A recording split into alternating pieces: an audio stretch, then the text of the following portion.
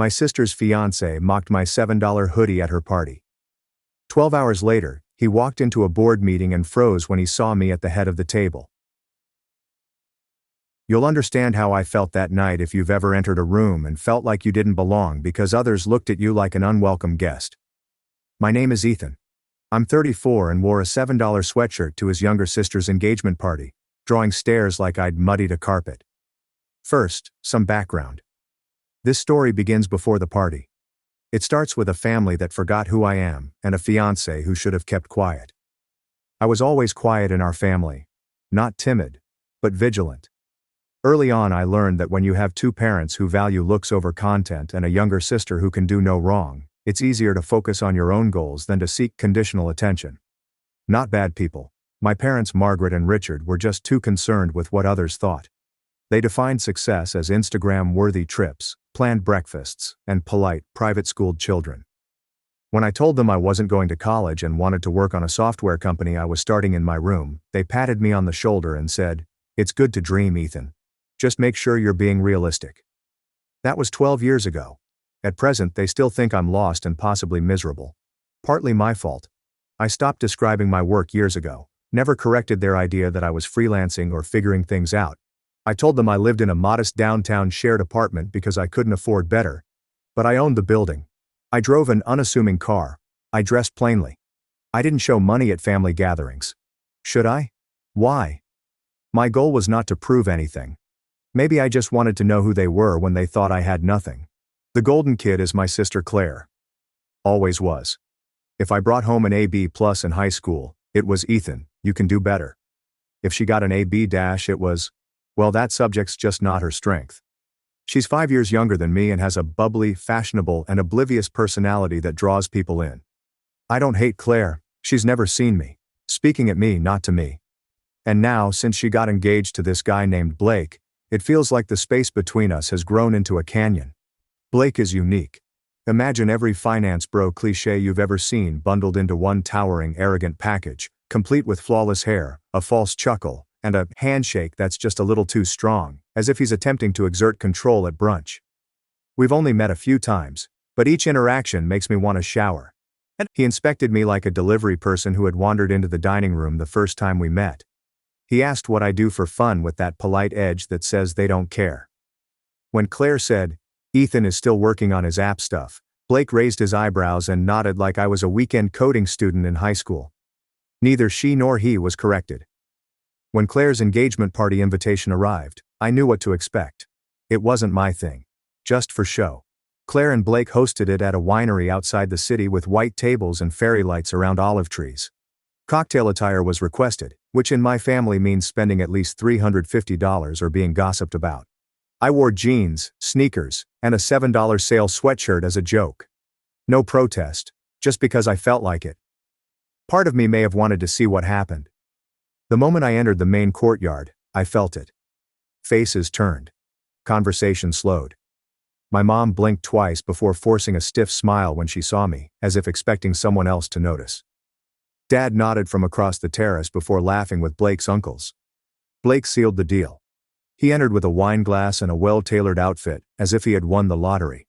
He smirked as he rescanned me. Two of Claire's friends looked around when he shouted, "Did you Uber here, Ethan?"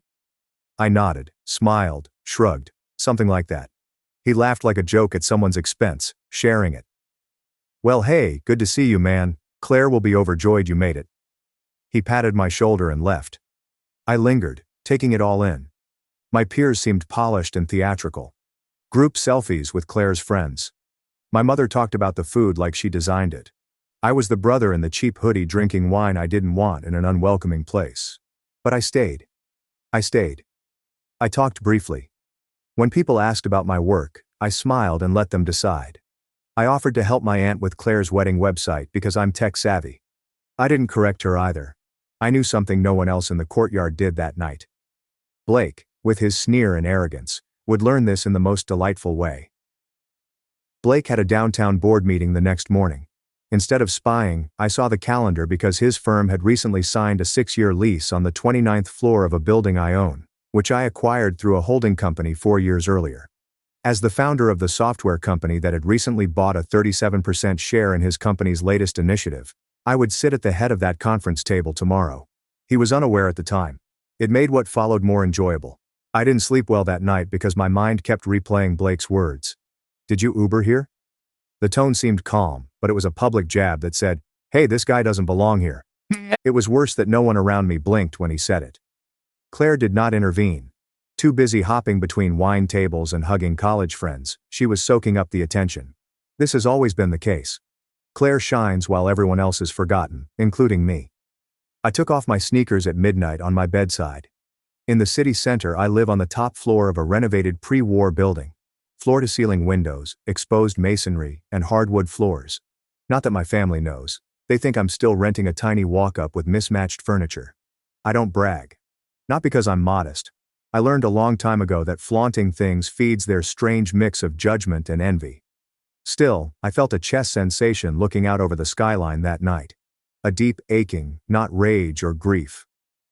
I quietly and deliberately built a proud life.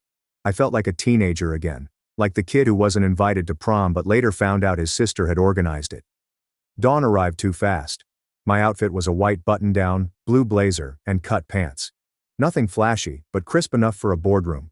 I don't wear watches, but my former co-founder gave me a silver one when we made our first million. It works as well as when he gave it to me.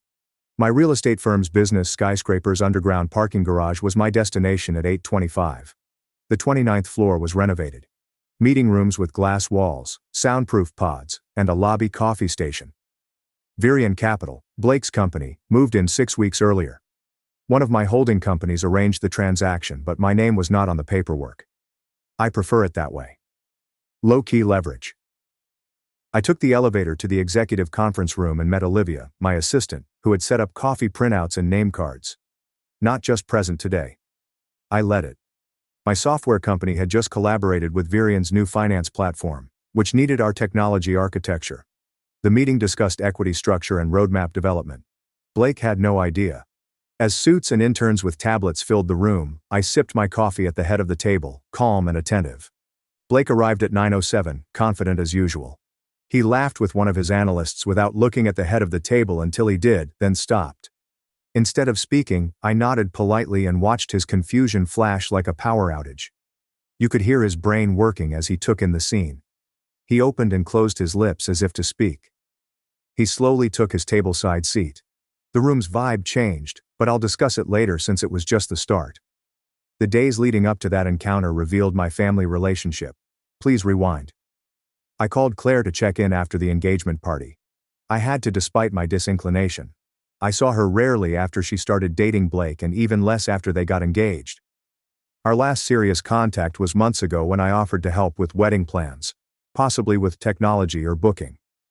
I contacted her the next day after she smiled and said, "That's sweet, but Blake has it all under control." She didn't answer. I texted 25 minutes later, "I'm doing the tasting menu today. However, last night was great. No follow-up." "No, thanks for coming." "I'm sorry Blake was a tool." Only 3 exclamation points and 2 hearts. Mom's text began then. "Ethan, I hope you understand Blake's humor is hard to grasp. Avoid being oversensitive. It was cocktail attire, honey. Maybe wear a sport coat next time. Claire said you were distant. Get more involved next time. This is her big moment." Each letter seemed to gently push me back into line, as if I had disgraced the family, or Blake was a social barometer I had failed to meet. The big one followed. My father emailed me a week after the celebration. Email, not phone call. Financial aid for Claire's wedding. It addressed me, Claire, my parents, and 2 aunts. The text resembled a proposal. Bullet points and a spreadsheet were included. The wedding budget was slightly under $195,000 according to my father. Wedding venue, food, personalized invitations, luxury transportation, live jazz band, and honeymoon. He requested contributions from all families, including mine. I'm not stingy. I helped others. I've paid medical bills, tuition, and helped a friend open a bakery. But this felt different. Not a request. It was anticipated. Nobody told me about it. Nobody asked for my help. I thought I could cover my share. $32,000. I stared at the email for a while before doing something I hadn't done in years. I replied, "Hi all. Appreciate you putting this together. A few thoughts. I wasn't aware Claire's wedding had turned into a group-funded venture. I haven't been involved in any of the planning and wasn't consulted about this request. I'd be happy to support in a way that feels appropriate and respectful, but $32,000 without prior discussion, isn't it?" Ethan was frustrated. Mom called me within hours. "Why did you send the email?" "Because I meant it," I replied. "You made us all look horrible, like we were trying to drain you dry, aren't you?" I asked. She exhaled. Claire's big moment deserved the best. "I did," I said gently. "But I didn't get a cent when I started my business, moved into my first apartment, or had to choose between eating supper and paying rent." "That was different," she explained. "Why?" "Because you wanted to take the hard road. Claire is doing everything right." We stopped talking soon after, but I could sense ice forming. Later that night, Claire texted me to say, "Can you at least try to be supportive? It's not just about you, Ethan." I didn't respond, but I started making silent calls to the legal team, my operations lead and those I trusted most.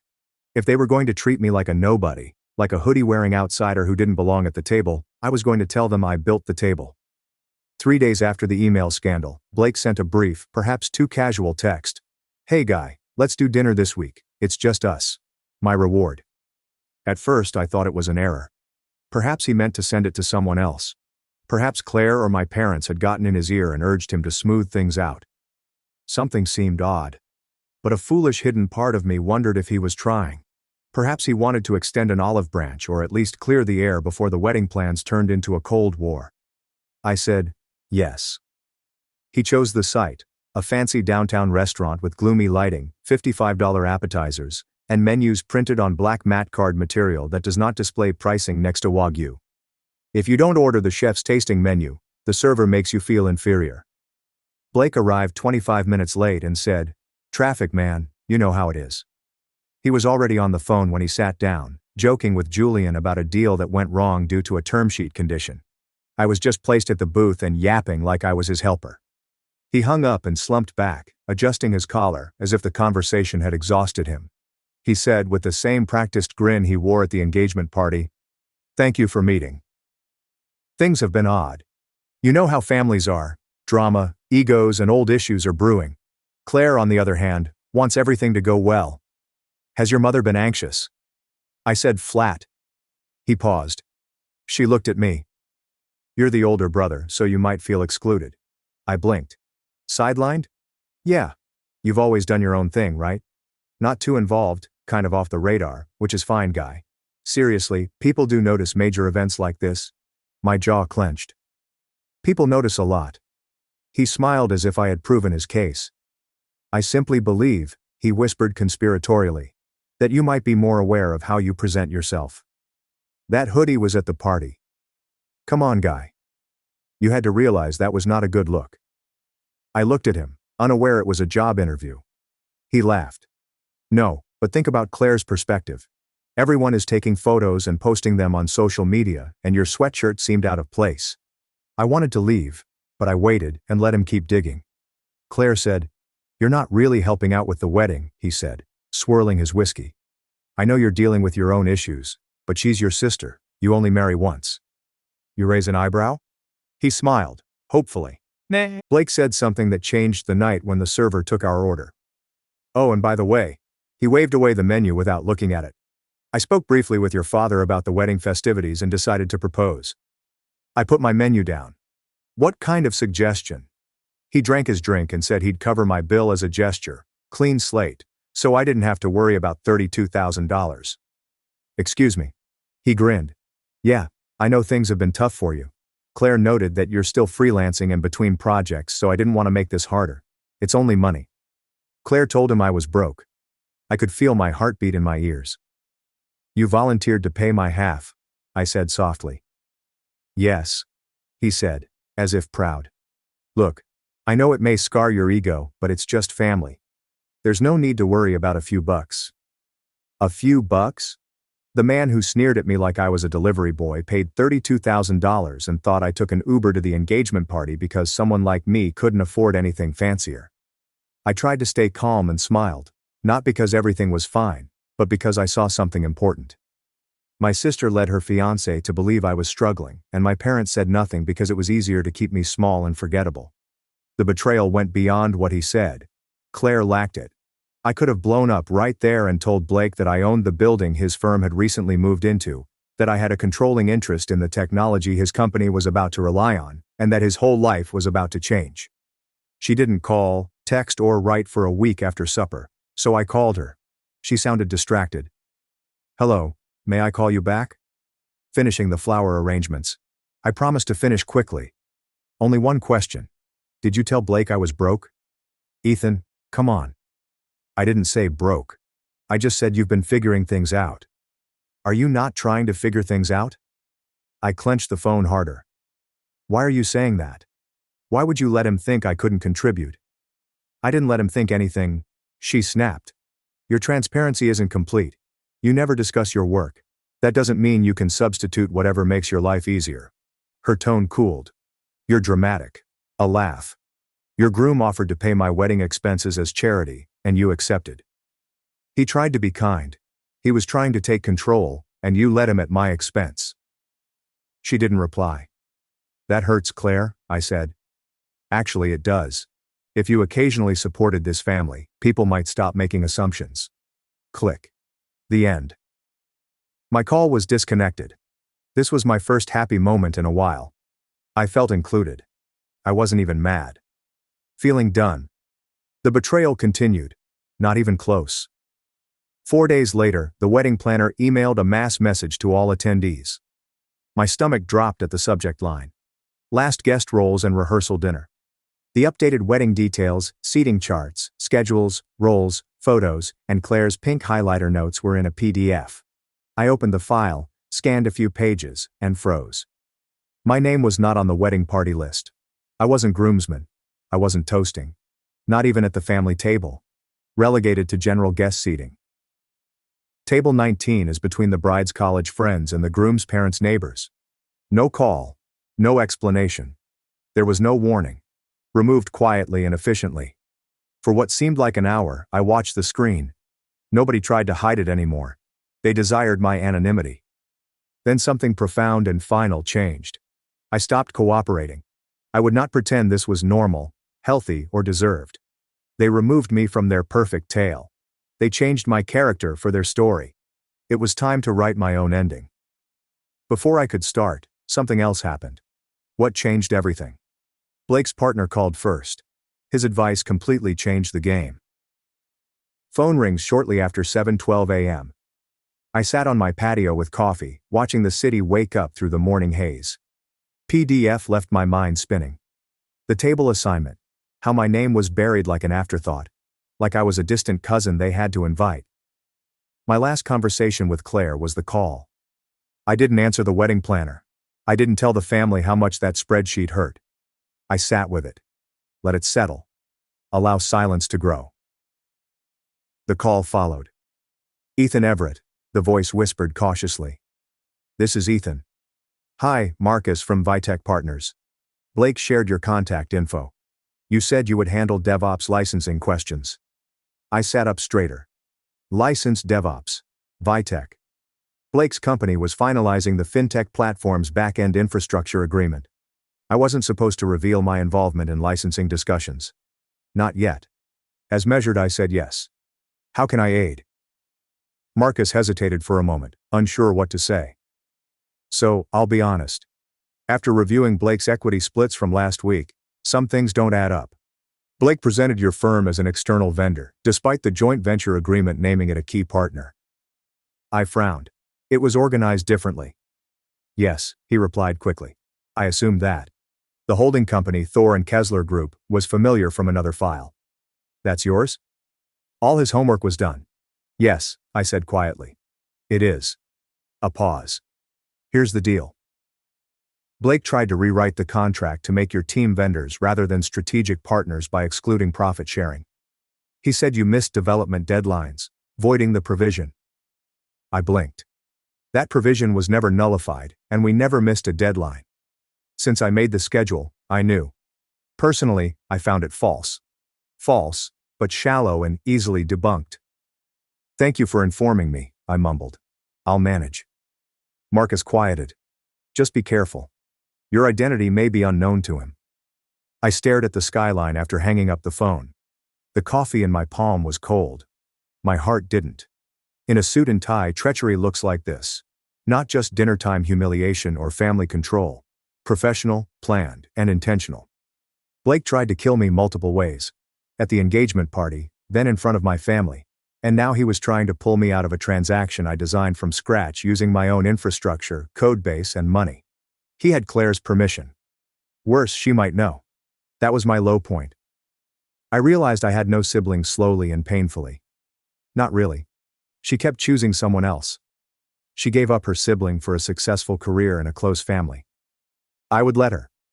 She got space, kindness, and the benefit of the doubt. Forgiving Mom for being careless, passive, and supporting a narrative that made me the family underachiever. This was no longer passive. A betrayal. Clear as day.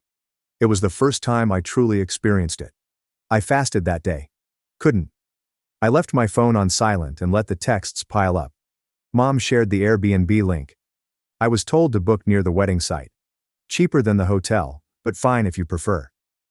Claire posted a cake-tasting group photo with the caption, "Missing you." Blake, God help me, posted a meme about tight groomsmen tuxes.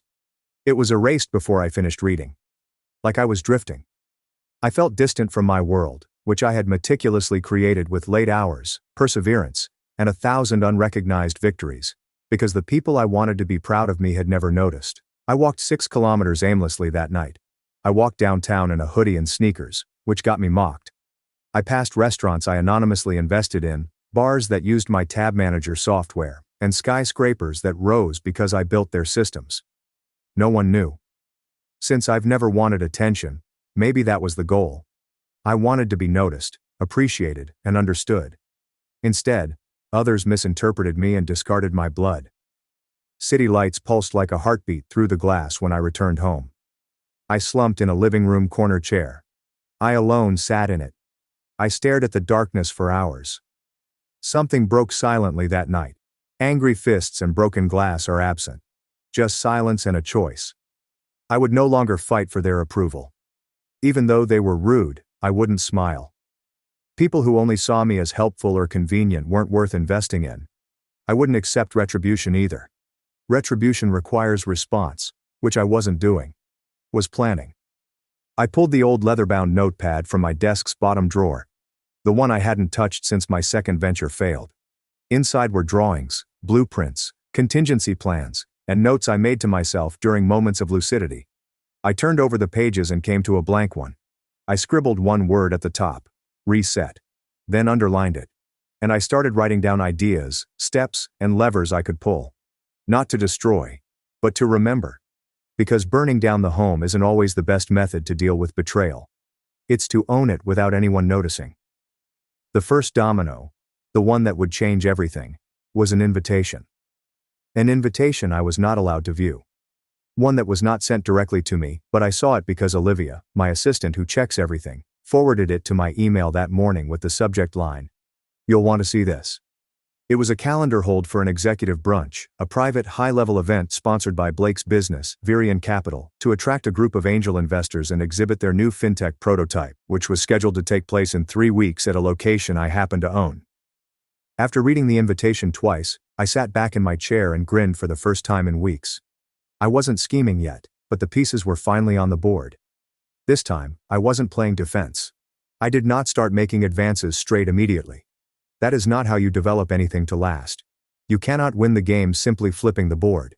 You win by shifting the pieces so slowly and discreetly that your opponent is already in checkmate before he recognizes what you're doing. And after what they did, after Claire cut me out of the wedding like I was a placeholder rather than a person, after Blake tried to delete me from a deal I made, and after Mom had the audacity to send me a budget Airbnb link like I was some broke cousin scraping together change just to show up, I wasn't just playing for the win. I was creating an empire that they couldn't ignore. It started slowly, with a series of quiet chats. I met with my legal team not to sue anyone, but rather to review the conditions of the Vitech collaboration and ensure that every provision, particularly those affecting revenue sharing and tech licensing, was ironclad. I had handled the transaction via a different holding company years ago, partly to protect my name, partly because I preferred to remain in the shadows, but now I needed to bring everything to light. Then I phoned my DevOps team for an emergency sync. I instructed them to double encrypt all back-end infrastructure, alter administrative access points, and validate every modification made within the previous 45 days. Blake had already attempted to force us out once. I would not give him the opportunity to do it again. From there, I approached a few venture capitalist acquaintances to sow seeds rather than solicit funds.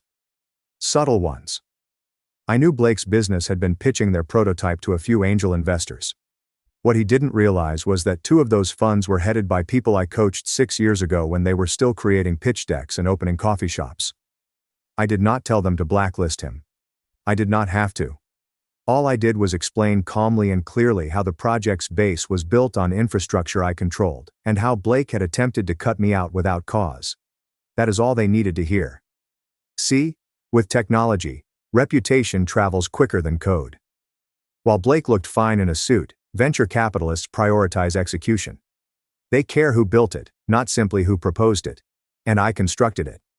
At the same moment, I began to come up again. Not at family occasions, not yet, but in public, at fundraisers, tech conferences, and startup mixers, which I used to shun since I didn't value clout. I now had a cause to care. Not for me, for optics. People started whispering. Is it Ethan Everett? I assumed he'd vanished off the map. Didn't he develop the predictive engine for Sequoia's portfolio modeling? I've heard he owns half the valley but doesn't talk about it. I did not correct anyone. Let them ponder. Let the stillness work for me. My personal life also began to transform. I hired a stylist because I wanted to seem polished rather than flamboyant. I purchased 2 new suits that truly fit like armor. I upgraded my vehicle to a matte black Audi Ron, which was sleek, quiet, and undeniably costly, but only if you understood what you were looking at. Like me, I moved into my building's penthouse unit. There is no declaration, no look at me moment.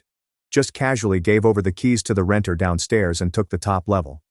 I redecorated using clean lines, dark wood, and gentle lighting. On the main wall, one item of art was hung, a drawing of an empty throne. A present from an old friend who once told me, "You don't need a crown when you own the castle." Every morning, I exercised with a private trainer. Not to get ripped, but rather to be strong, stable, and focused. Every afternoon I met with Olivia and my strategy team to review our roadmap. We were growing quickly.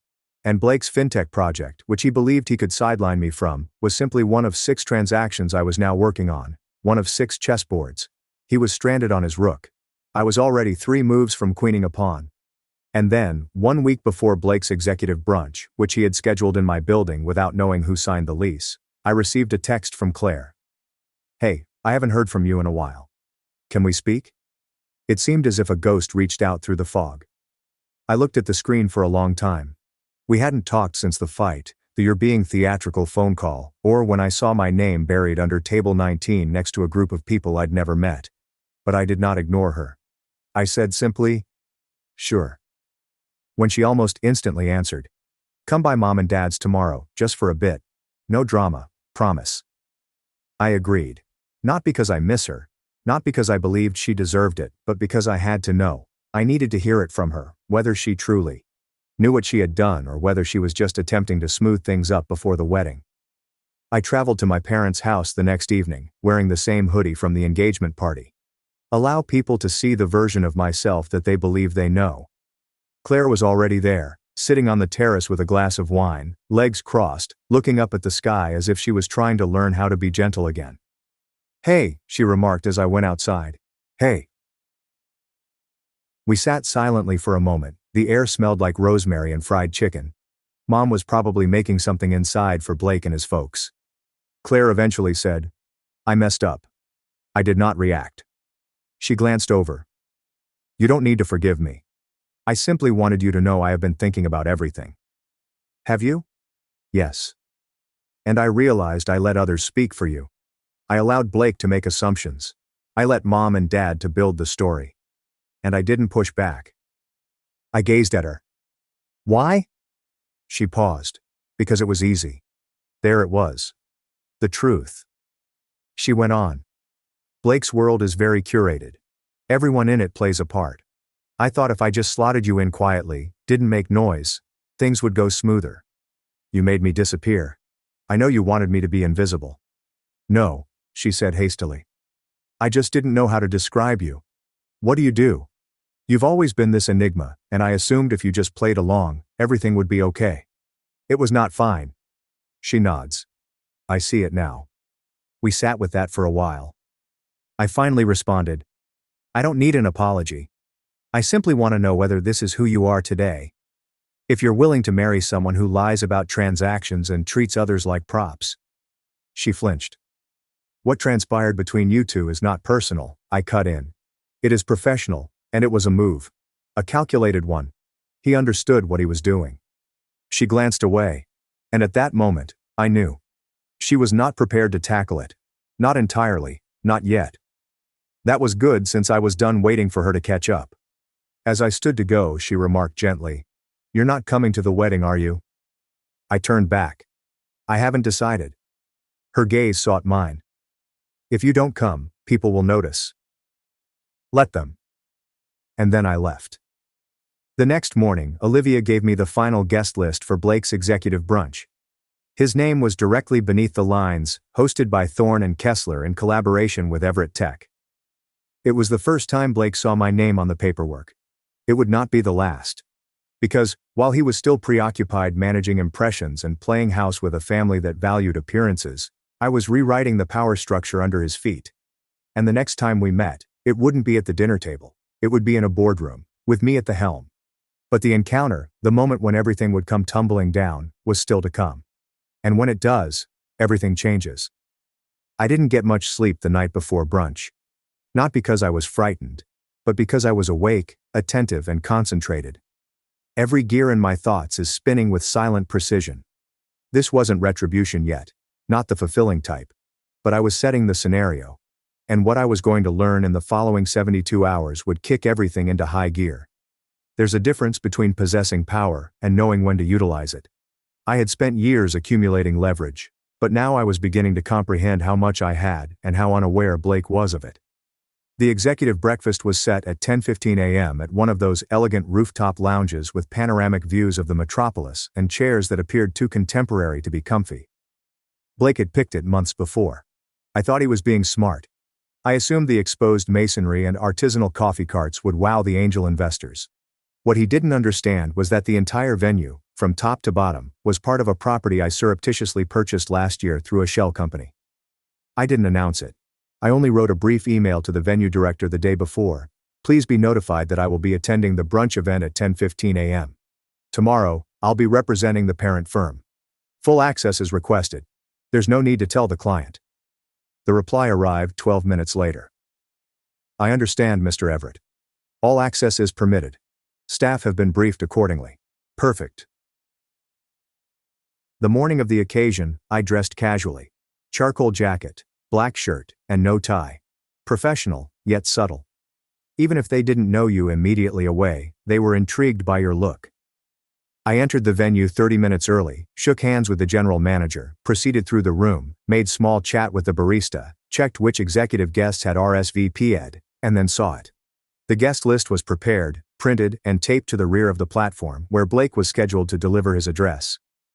And halfway down the list, under VIP investor confirmed attendance, was a name I hadn't seen in a long time. Thomas Caldwell, my former mentor, was the first person to trust in me while I was pitching prototype apps on my damaged MacBook in a shared office. He'd formerly headed one of the Bay Area's most recognized financial businesses, resigned at 47, relocated to Spain, disappeared from the startup world entirely, and now he was here, not just attending. He was labeled as the principal backer for Blake's new platform, thus Blake had no idea who he was working with. I stood there for a second, astonished. Then I acted on impulse. I took out my phone and texted Thomas. "I didn't realize you were in town. We need to discuss before Blake begins telling you falsehoods."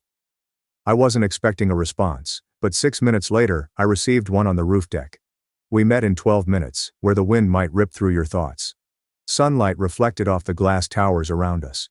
But Thomas stood in the shade, hands in his pockets, dressed in a tan jacket and sunglasses that gave him the appearance of a sabbatical professor. He hadn't aged one day. "Ethan Everett," he said, turning. Of all the spirits in the city. I grinned. I was surprised to find you funding Blake. Thomas raised an eyebrow. I was surprised to find you in his shadow. I'm not, I said quietly. I'm scaffolding for his building, he claims. Thomas chuckled. That sounds more like my Ethan. I gently told him everything. Infrastructure, license, attempted cutoff, and fake deadlines. I showed him email, document, and Slack screenshots. The truth is complex and clear. No interruptions or blinks. After I finished, he nodded slowly and said, Then I guess we have a problem. Not if we solve it before he opens his mouth. Thomas leaned on the railing, watching the city. I had no desire to return. My retirement was intentional, but this transaction was pure. Simple. I received vision figures. You said your platform was easy to set up. It's not, I said. You own the protected proprietary material. All of it. Thomas nodded and smiled. Remind everyone in the room who they're doing business with. He stopped talking. He needn't. Brunch started 10:17 a.m. sharp. My arrival was 10:35, midway through Blake's opening remarks. He said that's why the next phase is so crucial, pacing the stage in a fitted blazer. Like a TED Talk audition. Over the next 14 months, the new DevOps framework will scale our platform 12 times. He noticed me. I walked seamlessly in, went to the back, and watched from the wall. Blake's voice shook briefly. Only a close observer would have noticed. With our infrastructure partner, we've maintained 24/7 uptime without latency. He looked at Thomas, who was silent. Blake sweated, which pleased me.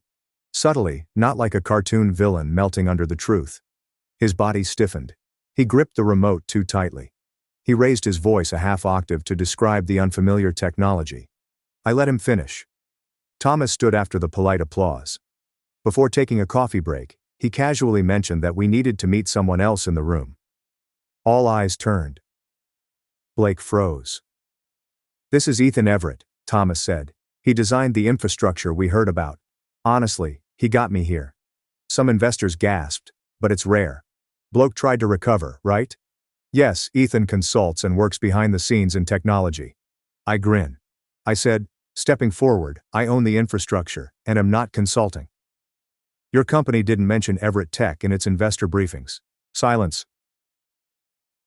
I waited longer. Not to worry, I told the room. We resolved paperwork issues. My team should handle technical inquiries going forward. We will share the roadmap and pipeline with full equity protection. Thomas nods once. Agreed. I faced Blake. That was a nice venue. You did well with the space. His face paled. I own it, I said. You tried to write out the contract with a holding. The room changed slightly but noticeably. Eyes turned. Recalculating minds. Blake tried to laugh. Confusion is evident. No confusion, Thomas said. Just correcting. Blake struggled. We should talk privately. Thomas said we've done so in our restructuring. The brunch ended soon after. It happened quietly, like a spell was broken. Everyone whispered. A card was traded. Shaking hands. Nobody looked at Blake the same again. He brought everyone to see the king. Instead, they found the castle builder. King was already seated. This was not the end. It wasn't revenge yet. Although Blake had lost face, I had found the weak link. Olivia emailed me a draft resignation letter from one of Blake's closest partners that night. The reason? Blake thought no one would find something illegal in the financials, but he did. I reread the email twice. Then I called and changed everything. I called that night without drama. No shouting or threats, just a quiet, firm conversation with someone who had watched Blake longer than me. Her name was Natalie Brooks. We met at a fintech conference in Austin years earlier, when I was building prototypes in garages and she was auditing mid-tier investment firms for a regional SEC branch. We communicated occasionally out of respect, not friendship. She admired my long game. I liked how she never blinks when boardroom bullies are twice her size. She became Federal Financial Investigation Senior Counsel. Natalie, I said calmly. Something for you. Not everything went out at once. It would have been a mess. I kept it clean, tight, and unmistakable. Draft contracts, modified spreadsheets, and years of emails. Blake's firm inflated user metrics for 2 portfolio companies.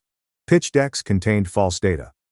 Recently, they quietly invested investor funds in Blake's cousin's Panama shell company. The kicker is that they used my infrastructure. They thought I wasn't watching, but I was.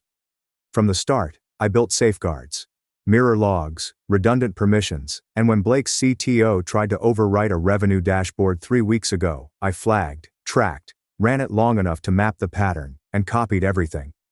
When I sent the files, Natalie said, "Understood. This is sufficient. You may be contacted. Stay available." 4 days later, Blake's office was searched. National media ignored it. Not immediately, but it was a nuclear explosion in our tight, competitive VC, founder, and legal shark circuit. Many jumped ship. Both analysts left within 36 hours. 3 firms received a whistleblower letter from another associate lawyer. No one could blame me when word spread that someone sabotaged the deal. Blake barely had time to worry. I kept smiling because he was too busy finding a lawyer before the house of cards collapsed. The next section was petty, but I won't apologize. Mom texted me 3 weeks before Claire's wedding. "Hello, honey. Can you talk?" I ignored it. And another. "Your sister's pissed. She probably wants to apologize." That one made me pause but not respond. Mailing Olivia a note instead. "I'll schedule the wedding weekend. Am leaving the country." Her response was under 6 minutes. "Done. Confirming your Geneva hotel reservation." I received an email from Claire shortly after. An email, not a text or call. "I see my error, Ethan. I've been thinking about what you said about letting others speak for you and not standing up for you. I wish I'd realized Blake wasn't who I thought he was sooner. Please attend the wedding if you can. I will seat you at my table. I'll propose a toast in your honor. I miss my brother. Claire." I did not respond straight away. Not out of cruelty, but for clarity. For the first time, I could see her clearly. She was not the villain. Not entirely. She was just a mirror, reflecting what the family had always believed. That I was inferior until I demonstrated otherwise. That my quiet life indicated I was falling behind. That success only mattered if it was photogenic. And now that the rosy picture of her future was unraveling, she wanted to remember who I was. I didn't need it anymore. But I didn't need closure. So I sent a single line. "Thanks for your note. I hope the wedding goes well, though I did not attend." I flew to Geneva. I attended a 3-day leadership summit hosted by a partner firm in which I had recently acquired a 45% stake. Then I hiked a mountain trail with 2 friends. Who didn't care what I was wearing or driving. We discussed legacy. What it meant to create long-lasting things rather than businesses, relationships, trust or self-worth. Claire sent me one final text on the morning of the wedding. "You really did not come." I didn't respond because she didn't need it at that point. She already owned it. 4 months later, Blake was charged. Wire fraud, securities violations, misrepresentation of investor funds, eviction from the building he leased, and termination of the Vitek deal. Thomas withdrew completely and reallocated his investment to my firm. Claire filed for annulment. Didn't even make it through the honeymoon. I never gloated. Never shared a quote about karma. Never sent a "I told you so" email. But I did one thing. I made a quiet donation in Blake's name to the legal clinic where Natalie began her career, which is tax-deductible but non-refundable. My family started reaching out again. I received polite emails, holiday invitations, and the occasional, "Let's catch up sometime." But I didn't return. I didn't have to, because revenge wasn't the explosion. It was the silence that followed. Power shift. The realization that the brother they had ignored had evolved into the man they couldn't reach, no matter how hard they tried. And that, more than anything, was when I won. But the story did not stop there. Claire once showed up at my office. No appointment, no notice. She entered without saying a word. There is no receptionist, no warning text, and no assistant calling ahead. Just appeared. My office is on the 36th floor, with 4 layers of security between the elevator and my desk. Claire managed to get through. Olivia later told me that she appeared so pale and lost that no one had the courage to stop her. She stood for a long time, framed by the glass doorway, looking small in a beige coat that was too light for the weather. I was on the phone with a partner in London, negotiating a merger clause. I held up one finger to signal for a second, but Claire didn't wait. She walked in, sat across from me, and looked out the window, as if the skyline could provide a better explanation than I could.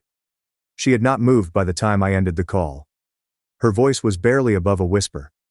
I wasn't sure where else to go. I said nothing. I just looked at her calmly. Tired, not cruel or cold. Swallowed hard. It's over. Everything ends. Not asking what she meant.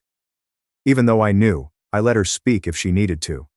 Someone who would not alter her full interpretation. Blake reportedly became vengeful after the annulment, saying I embarrassed him. He said, I ruined everything, but was already falling. The indictment, investors and others withdrew. He spun it, but nobody bought it. She stopped, laughing bitterly. He blames me for his empire's demise and lives with his cousin in Connecticut. Not correcting her. Never had an empire. He borrowed mine. She pulled a worn-edged, thick folder from her bag. My name was written on the tab. I found this in Blake's storage box. She said he was keeping files on you to figure out your worth, contacts, and how to circumvent your company's ownership. Obsessive. The folder's first few pages contained corporate filings, blurry screenshots of my private Slack messages, and a forged signed NDA draft. She looked embarrassed. He did this without my knowledge. Want to know? I requested. She cried. No. I nodded. The real answer appeared. She could have asked questions, dug deeper and stopped passively living her story. Because it was easier, she didn't. I was proud of him, she whispered. Everyone was. I thought I would be respected if I joined that world based on his demeanor and words. Finally I'd matter. She was the girl I helped build a science fair project for because she was too nervous to present it, not the sister who had betrayed me. I leaned back in my chair. She would curl up next to me during thunderstorms thinking I could scare lightning away. I said you were more important than Blake. You stopped believing it. She wiped her eyes and inhaled. Miss you, Ethan. Sometimes silence is the most honest response, so I didn't respond. She quickly added, I am not here to ask for anything. I see it now. I will never forgive myself for what I did, how I let them treat you, and how I treated you. I stood, went to the window, and watched the city pulsing beneath us, people rushing to meetings to make a difference. I told Claire she didn't have to apologize forever. Avoid forgetting again. Slowly nodding, she stood. We'll go. She turned and stopped at the door. I hope you return. For me, not them. Before I could respond, she left. I sat there for a while. Waves of fallout. Blake's company was dissolved 5 months after the raid. 2 senior partners were fined and banned from investment fund management for a decade. Blake pleaded guilty to avoid jail, but it ruined his career. Not a soul touched him. Not tech, not financial, not even on consultant circuits. His name became a warning. Claire returned to city quietly. She joined a nonprofit. She disappeared from the spotlight she craved without announcements or social media posts. Despite our infrequent communication, it was sincere. No more pretense. Mom and Dad tried again. Emails, birthday cards, and holiday dinner invitations. I politely declined. I wasn't bitter anymore. I felt apart. Not painful. The good kind. You must breathe it. The kind that reminds you of your triumph and improvement. 7 months later, I was on my building's balcony.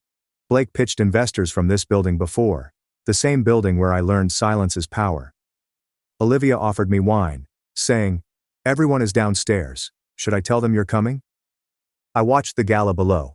Tech founders, partners, clients, and friends who saw me as I was. No, I said. Relax and let them party. I will descend when ready. She grins. You always do. I watched the skyline as she left. Blinking lights.